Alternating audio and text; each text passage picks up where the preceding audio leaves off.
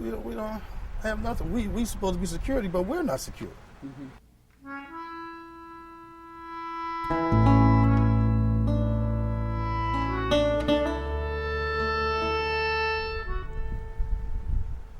It's crazy. It's crazy. They're not supporting us or nothing. They just want bodies, and bodies is numbers, and numbers is money.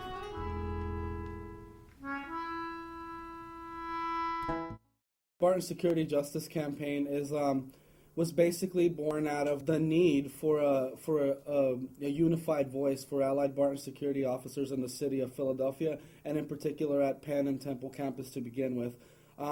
The reason for that is I think the obvious and the common grievances that are across the board for workers are the same, I think, everywhere. Lack of health care, unaffordable health care, lack of a grievance process, lack of timely and dependable reviews of work performance and raises, lack of sick days, lack of dignity is really what has pushed the workers to step up out there and really start to push back on this company to get back some of those, which in essence are human rights.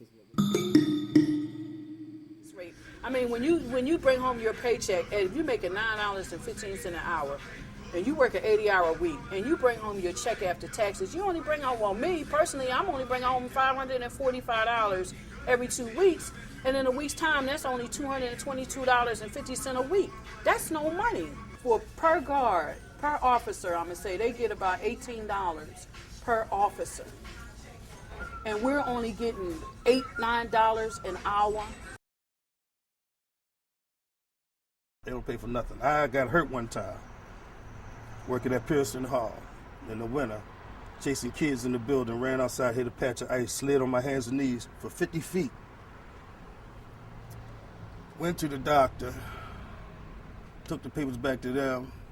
Of course, they challenged it. They said it didn't happen, but I had police reports and everything. Luckily, my supervisor was there.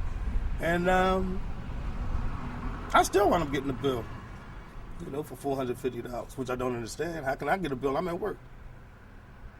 But they told me I wasn't supposed to do that.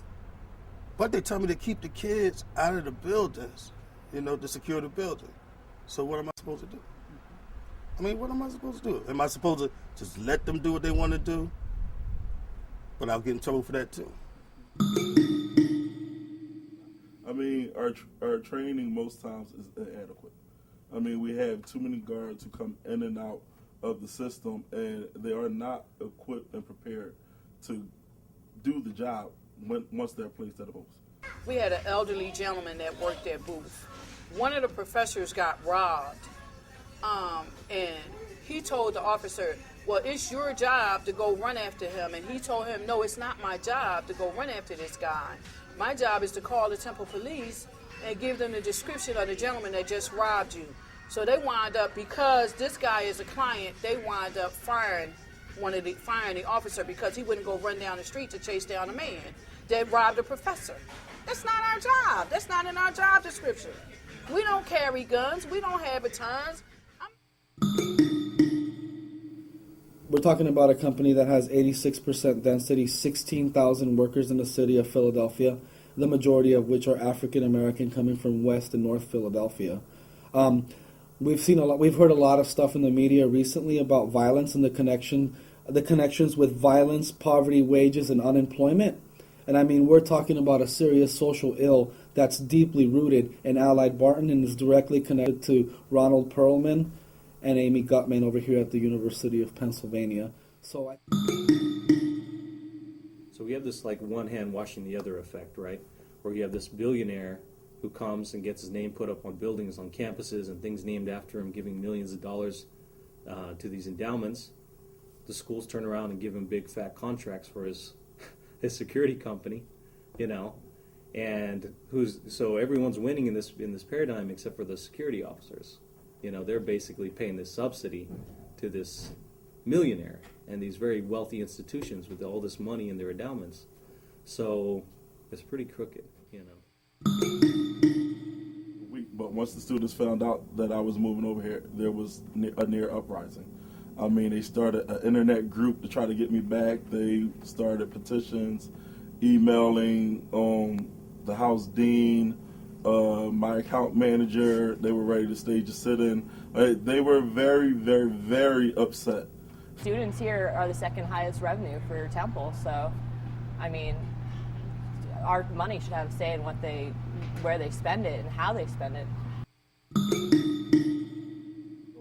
We can't get anyone's attention. Allied Barton's want to talk to us, so we want to get Amy Gutman's attention. So what did? We decided to, take the petition to Amy Gutman. We're interested in forming a union. We want to help ourselves. Here are all the guards from Temple Community College and University of Pennsylvania. We have a list here, and we had a long list, and we want to present it to her to let her know, what our problem, and also to talk to her about our problems. The next day I went to work, I was called in to the account manager, and he said, well, you did something wrong. So we got transferred. They wanted to fire us, but of course they're going to deny that. When the students at Penn found out what happened to the guards of the Philly Five, that we got suspended and transferred, a lot of articles appeared in Delhi, Pennsylvania. And specifically one editorial that said, President Gutman, what are you going to do? The next day was in the Delhi, Pennsylvania, that President Gutman demanded the security guards be brought back on campus. So that's what happened to, three of us. The two guards decided they didn't want to come back. One guard, he came back a lot later than we did, somewhere in November. And myself and George Adara, we all came back in October. So they wound up calling us the Philly Five. President Amy Gutman put a piece in DP, that's the Daily Pennsylvania paper on the campus of the university, that she would like to sit down and talk with us once we're back at campus.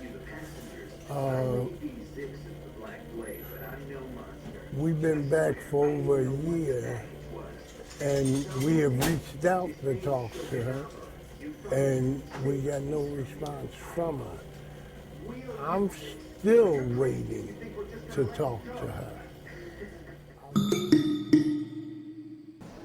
It's a sad day when in the midst of academic brilliance and cutting-edge technological research, this institution with its fine international reputation for excellence still cannot assure its security guards will have a decent enough salary to be able to afford health care for their families or enjoy holiday pay.